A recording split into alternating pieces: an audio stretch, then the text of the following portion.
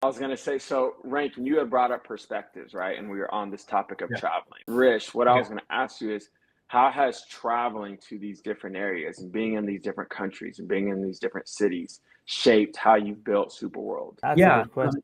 So we've been traveling as I've been traveling forever, just growing up. I was born in India. I grew up in the United States. So my parents would travel back to India and go on, I'd go back and travel in places in between. And my father loved travel. And so grew up traveling, but I've been traveling with, my wife and then before we even had kids for about 15 years, way before Superworld. And we've been at Superworld for about 8 years. So this idea about kind of travel came from a philosophical idea I had, which was, what if you could zoom out your identity? So you're not, when you ask someone where they're from, most people tell you a city.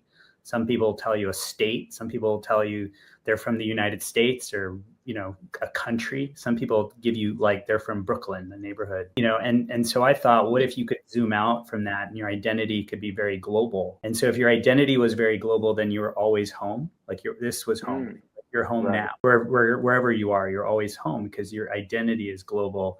And then how do you love every place like the person that lives in that one place forever? Because whenever you go somewhere, regardless of where you go, there's a lot of people there that love that place, and they tell you why that is the best place on earth. And so if you can approach it in that way, where you actually love every place and think about what makes that place unique and special, and really appreciate every place, I think that's kind of the philosophical idea that kind of led to this kind of living very natively around the world. So we live about every year or so in different places. So we don't just like come for a short time. We spend a lot of time there. And, I think that doing that over a long period of time, like we've been doing it for about 15 years now, it kind of gives you a perspective on how people think, how people live, those differences, and getting to know those in a very deep way.